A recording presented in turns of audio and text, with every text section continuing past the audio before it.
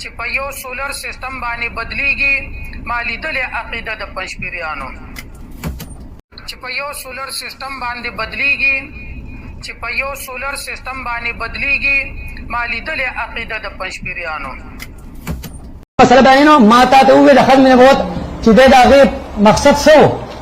توحید ما ورته ویل د ختم نبوت وې د ختم نبوت مقصد څه دی توحید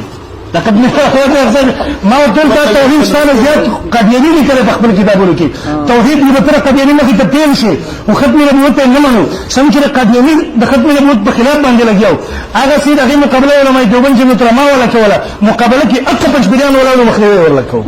نو اسمبلی ته راو زمون مشرانو انت قانون پاس کو دی ول د جمهوریت کو پر دې مخې حواله پیش کوما ته زما مخې ته رکوټ پیش کړي کوم چې ما کافر ګرځولې نن ته کوم خبره باندې چې مت ما مخې د قدیری نه ختم نبوت مقصد سره توحید نو تشریحات دي